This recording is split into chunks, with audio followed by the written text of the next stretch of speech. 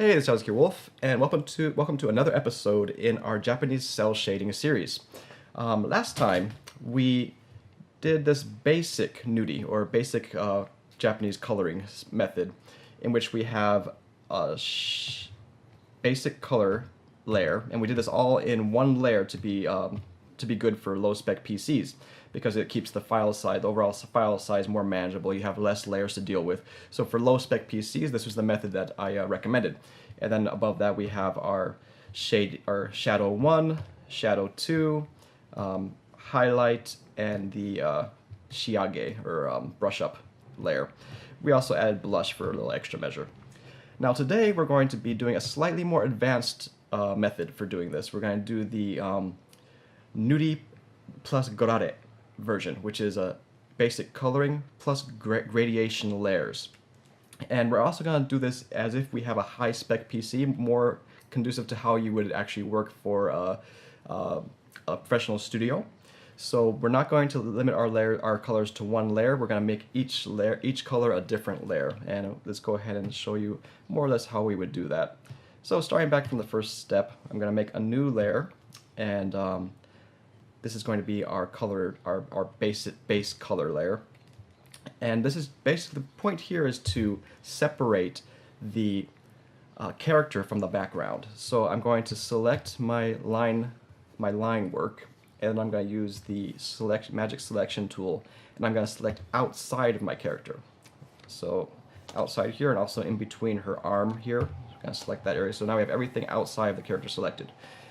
Then I'm going to go down to the base color layer. Let me go ahead and name this so it's easy for everyone to understand. I often don't name things when I'm working by myself, but if you're working with other people, it's a good idea to keep things named.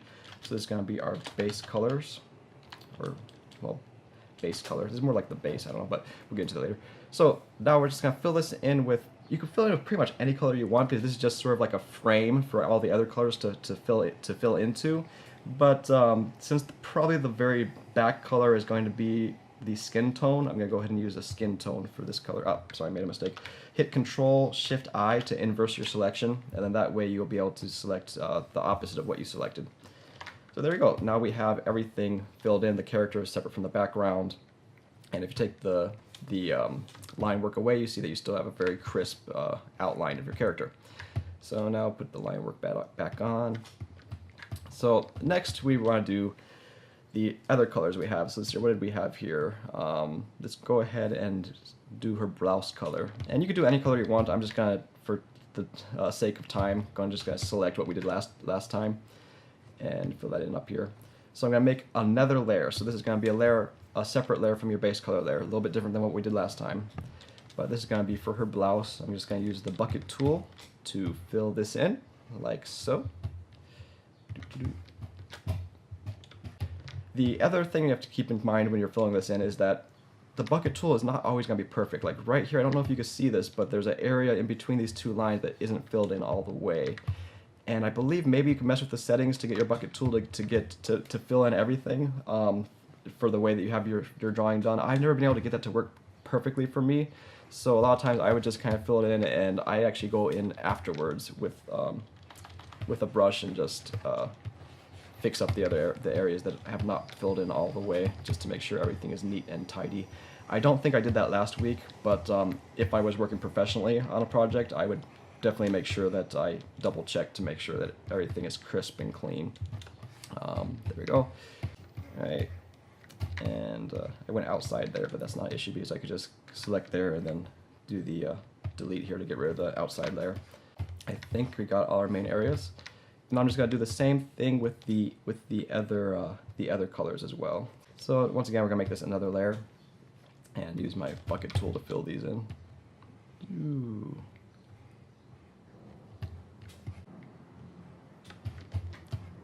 And I'm going to go ahead and pause the recorder so that you can skip time a little bit and you can see the finished project instead of waiting in silence as I fill in every one of these like small parts here. So give me a second. Okay, so now we have all our basic colors, our base colors, I guess I should say, filled in. And keep in mind that your base color, you don't want it to be too bright or too dark, and you also don't want it to have too much saturation. You want kind of very, very mid-range matte colors. And also you see that I did go ahead and paint outside the lines again. So to clean that up again, you could, particularly with Clip Studio Paint, I'm not sure if this functionality is in not YouTube, in Photoshop, but I can hold Shift and select all of the colors outside my base layer, and then hold Control and select my base layer to select just the base layer, and then delete outside of that, and it will delete everything that's not within that frame of the base layer on all of the other layers. For Photoshop, you may have to do it layer by layer. I don't remember exactly. But okay, there we go. So now we have our base colors, and everyone's in a separate layer. So now for coloring, we're going to go layer by layer, and we're going to add another layer, and we're going to use a masking layer to make that confined to that layer.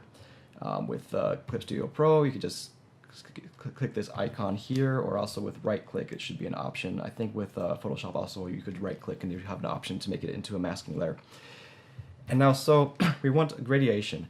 And so normally I would start with the bottom layer, which is her skin tone, but I think for this lesson it'll be easier for you to see if I start from the blouse, since that's where the most color is.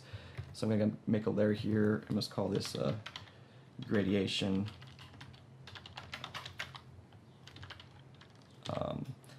Go ahead and call it gradation shadow. And I'm going to select the base color of her blouse, and we're going to then darken that up, and we usually do that by moving kind of down and to the right, which is going to be making the color darker and also a little bit more saturated. You can also kind of change the color a little bit if you want. A lot of times what I do, well, I'll go into that maybe afterwards, but let's see here. Here we go. So now that we selected that new color, there's a couple ways you can do this. If you're in Photoshop, one easy way to do it might be to use your gradation fill tool and just kind of drag from the bottom up to the top a little bit. Oh, sorry, I have the wrong setting. There we go. Maybe that should work. Hold on a second. Okay, it was selecting my background color instead of my base color. So just use the gradation tool and drag from the bottom to the top. And there you go, you have a gradation made from we'll do the right side, because we assume that's being lit from the top left. So do something like that. There we go. And that's a really simple way to get a nice clean gradation. What I tend to do, because I like to have a little bit more control over how the color ends up, is I actually just in Clip Studio Paint, I use a pen or a brush or something, and I just put like a kind of area of that dark color on the bottom, and then I switch to the watercolor tool, which is this setting here within the brushes. And with the watercolor, I'll make a very large brush and then kind of just spread it out evenly, or however I want to, whatever effect I want to have.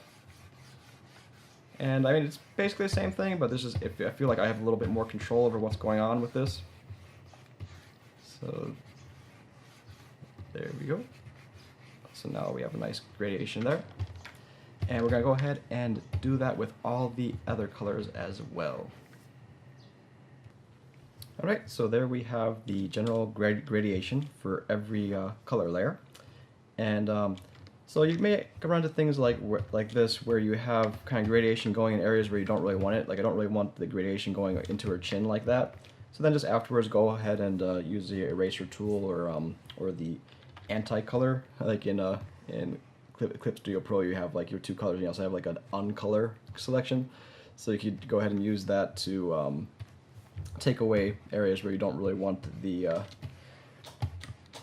gradation to be interfering. So let's clean this up a little bit.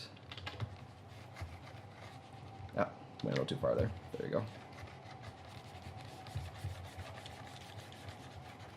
And I want her face to be fairly bright, so I'm gonna go ahead and use my watercolor to kind of give like a brighter area around the center of her face. And just fade out toward the edges. There we go. All right. I mean, I could mess with this a little bit more, but for the most part, that's good enough. The only other thing I kind of want to show is that for refractive light, or reflective light, I guess, you can go to your edges and just kind of erase along the edge, like so, and that gives you a nice reflective light kind of a thing happening, because it is a highlight in a way that it shows up as like a highlight, but it's not.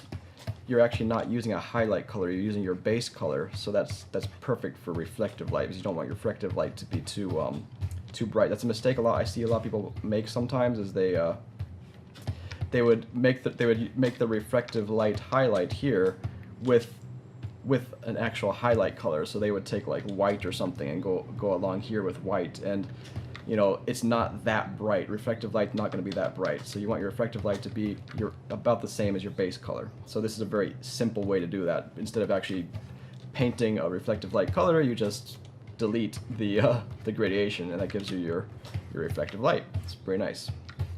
Go around here. Another possible way that this could be done is if you're planning to get rid of your line layer at the end, you could actually just fill in that color into your line layer. So mask that base color back into my line work. So you go something like this, and now you get rid of your line's gone completely, and you have the base color there as a reflective light. And once again, this is probably more than what I wanted to go to in this video, so I will show you more specifically how to do that in a future video. But just a sneak peek that's how you could kind of get rid of your line, and at the same time establish your reflective light. And then on the top, maybe you just use the regular color. But anyways, that's not this episode. Delete that. Go away. Go back. Okay. So anyways, there's our basic gradation. You know, I kind of want to get rid of a little bit of the edges for the hair as well. I kind of want to get more like reflective light stuff going on there as well. So I'll go ahead and do something like that. And reflective light's going to be the opposite side of where the light's coming from, so it should be on this left side, actually, bottom left side. Because I'm imagining the light coming from the top. I'm sorry, top left. So the bottom right is the area where I'm making the reflective light coming. There we go. Does whatever a spider can. Why am I singing Spider-Man? Who knows? All right. I don't know. I could go on a long time with this, so you get the idea how you could kind of clean it up to kind of make it pop a little bit more. Like, especially, I bet if I made some reflective light here, that would make this pop out a lot more. The bangs of her hair coming on the top. Yeah, that does kind of help. But anyways, once you have your gradation, the next thing is the same as our last episode. Basically, you just go through and add another layer, and this is going to be you're going to put this above the gradation layer, and this is going to be the shadow 1 layer. And since we did this last week, I'm going to actually just steal it from last week. And actually, once again, to show you to begin with, I'm going to use her blouse to be a little bit more clear, easy to see. All right, and I want my shadow to be a little bit darker than my gradation. So I'm going to select my gradation and then bring that down just a little bit, and use the bucket tool to fill in my selection from last week. So there you go. Now we have our shadows that we had from last week. To do this manually, I mean, you can just look at the last video to kind of get an idea of how I did that manually. But the other thing to keep in mind is that when you're doing gradation, maybe, now it depends on your project, but so this one has very sharp edges to these shadows, and that is pretty standard for a lot of illustrations, and you just have the kind of gradation layer underneath it to give you the idea of shading. But they may actually want you to shade the shadows, to gradiate the shadows as well. They may not want this the sharp edges, and there's a couple things you could do there. One is, let's go ahead and clear this. How do I clear? With this one? There we go. One thing you can do is you can use your gradation tool again and actually pull a gradation into here as well. So something like that, right? So I think I did too much gradation there. There we go. So now we have a slight gradation in our shadows as well. Another thing you could do is you could actually, if you were to do this one by one, you could take your selection tool, and this is something I've seen a lot of Japanese illustrators do. I'm not particularly good at it because I come from a traditional painting background, so I'm not really good at this like kind of mechanical, like planning your shadow ahead of time type of thing. But so you kind of just select the area that you want your shadow to be, something like that, right? And you know, actually I want this area here to be shadow as well. I may put like shadows, I don't know, something like that, whatever. And then you use your gradation tool to pull the shadow into that. So you see how that kind of worked, how I create a shadow there.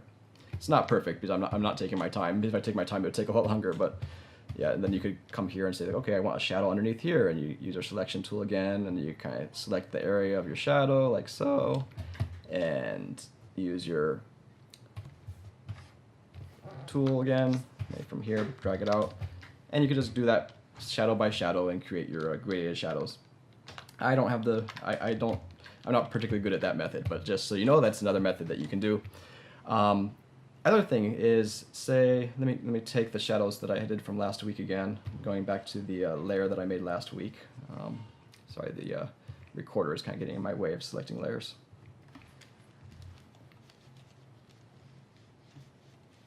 Where's my mouse? All right, so I selected my layer from last week again, and let's go ahead and just put a dark color in there. That's a little too dark, something like, it's getting darker. Hold on a second. Control Z. Yeah, that's about right. And so the other things you could do is you could just start with your layer like this. And what I tend to do is I, once again, use Clip Studio, and I use the watercolor brush, and I go in here manually and just kind of get a feel of it. And I like this method the best for myself just because I feel like it gives me the most control, and I can kind of experiment with the shadow while I'm making it and kind of see what I like and be like, yeah, see, I want like the top here to kind of blend out, but then I want the bottom to be a crisp edge, so I use my eraser to kind of like do that, you know, and then maybe I want to take away from the edge, so I erase a little bit off the edge, you know, and it's just a very controlled way to do things for me. Another thing you could do is, since you have this already here, you can use your filters. Up here in filter, we have Bokashi, Gaz Bokashi, and that just makes a blend. I'm sorry, I'm speaking Japanese. Bokashi. What would that be? Blur, I guess. I'm not. I think it's blur. And so now we have everything blurred out. And the only issue with that is that sometimes you're going to have it blur into areas where you really didn't want it to blur into. Like, I don't know if you see here, I was kind of blurring outside the line there. So you just want to go in afterwards and kind of clean it up again. Like, say, okay, I don't want you to blur outside of this line, so I'm going to erase the stuff outside that line. Yeah. And anyways, that's just a way you can kind of get like a softer edge to your shadows. I'm not going to worry about that too much for this illustration. I think I'm just going to keep the hard shadows for now. I don't know, should I? Yeah, I don't have enough time to do all this, so I'm just going to keep the hard shadows for right now. But if you, depending on your project, you may have to smooth them out like that as well. Alright, so just put my hard shadows back.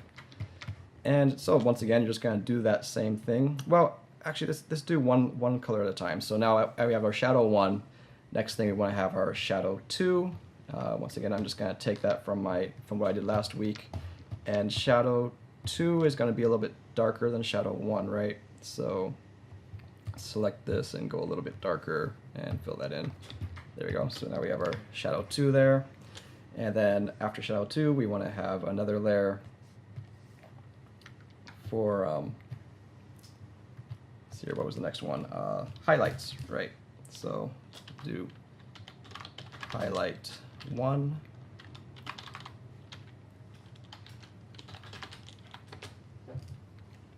Once again, I'm just going to steal that from last week. There we go. And highlight is going to be a little bit brighter than your base color. So taking my base color, I'm going to move that, push that a little bit brighter. I'm calling it highlight 1, but I think this was just our highlight from last time. That's a little, that's way, that's, I don't know, depending on your style, that's probably too bright. So I'm just going to lower the color, the intensity of that, not intensity, the opacity of that layer to what I like. Maybe something like that would be okay. All right. And then the last thing we had from last time was the Shiage layer, or the brush up layer, but that can actually kind of go over everything. So I'm going to take the brush up layer and do that afterwards. So for right now, we just want to do what we just did, shadow 1, shadow 2, and the highlight to all the other layers as well. So I'm going to pause the video and go ahead and do that. All right, there we are. I just added the shadows and highlights to all the other colors. And you can see on my right hand side that I have a separate layer for each one. So you see here we have the base color here with the gradation and shadow 1, shadow 2. And I also added the blush from last video to her face. And then we have the highlight, right? And that just repeats for every color. So next we have the blouse, we have gradation, and then shadow 1, highlights. You get the idea. So it's just every color. So you have all these layers. This is why this is for high-spec PCs. I don't know. Nowadays, most PCs could probably handle this. Back when I was in school, you had some PCs would have trouble with something with this many layers. But I don't know. Nowadays, it's probably not as big of a deal as it used to be. But anyways, we have all these layers. The only other thing, so this was with one gradation, and so this could be a more completely finished piece. But you may also have certain projects where they might want to have a highlight gradation as well. And for that, let's go back into to the blouse, I suppose. We're going to add another layer. I'm going to move this up to the top above the highlight. And you're probably going to want either to make that layer a screen layer, or what is this in English? I don't know. Like a yaki hako. In Japanese, it's a hako layer. I'm not sure what that'd be in English. Crap, I don't know. Well, I guess screen layer would be okay, and then you can experiment to see what else works. But so let's go ahead and take. You could probably you can try out different things. Try the base color or the highlight color or wherever you want. I think that the highlight might be a little too strong, so I'm going to take the base color, and I'm going to paint over with a very soft brush, or in my case, the watercolor brush, and just kind of add an area here. And I'm using this as a screen layer, so I'm coloring with the base color. So really, what I'm coloring, it looks like this. But when you turn it into a screen layer, it kind of lightens it up. So I'm just going to put like areas here that I want to have a lighter color showing up, right? And then I'm going to go ahead and smooth that out, like so. And this is going to be kind of similar to what you did with your original gradation layer, in that initially you're going to just have like a fairly overall gradation, like so. And then you're probably going to want to come in afterwards and clean up areas that you didn't want it to seep into. Like maybe I didn't want it to come underneath here, so I'll get rid of that. And if anyone else knows like a faster way to do that without having to clean up, like go ahead and feel free to let me know. But yeah, something like that. And so that was with a screen layer. Screen layer gives a pretty soft effect, and I think lately people, at least a worker here in Japan, is kind of liking the softer effect more. But sometimes you also might want to use the Hako layer, which I'm not sure what is going to be in English, so I apologize for that. If you're in Clip Studio Pro, it's like two selections underneath screen. And so now this one, as you can see, it gives a much more radiant kind of feel to it. Like, let's see if you can see the difference. This is screen, and this is Hako. So screen, Hako. And so this one, depending on the project, they may want this kind of vibrant type of coloring. And I kind of like this, you know. I don't know if some depending on the project, they may not want this, but For me, I kind of like this kind of vibrant color, especially if you're doing something metallic, like gold or like silver or something.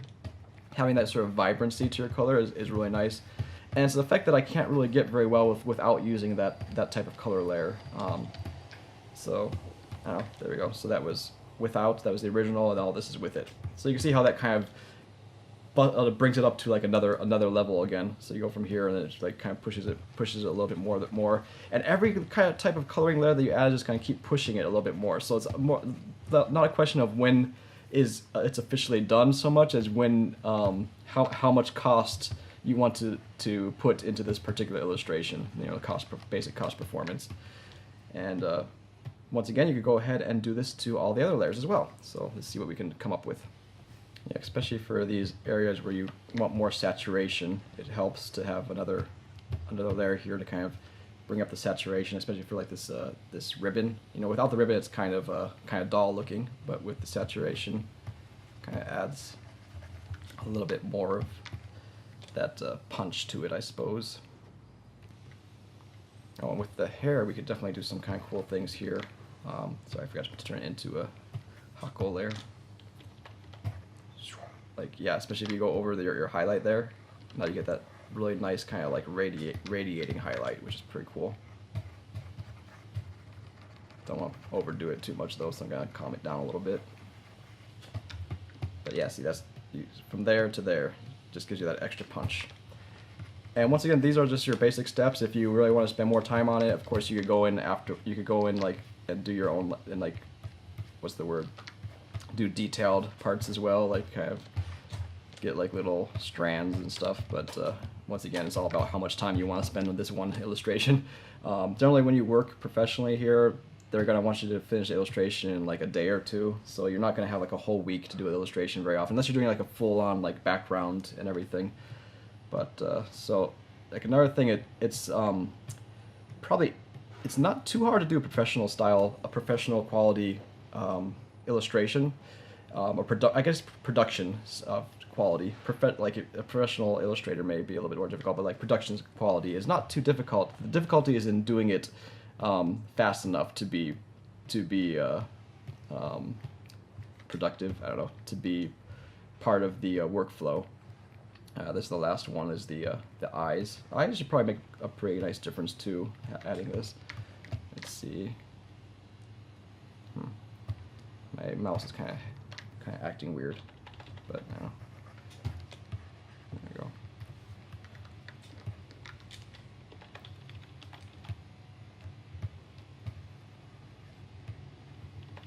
Just give it a little bit of a punch around the middle there. And I'm going to get rid of the, I'm going to take it away from the pupils, of course. There you go, that's pretty cool. So, from there to there. It's a little too strong in my opinion, so I'm going to tone it down a little bit by lowering the opacity of the layer. Yeah, something like that's probably good enough. Alright, so that was a lot of stuff that I kind of just cram-packed into this episode. Sorry for the length of the videos, it's just that there's a lot of stuff to go over. Please let me know if you think that they're too long. I'll try to make them shorter, or if you don't mind, let me know that as well. You know, it's all a matter of like how much information to give you. But, yep, so that's all for this week. Till next time, yoroshiku.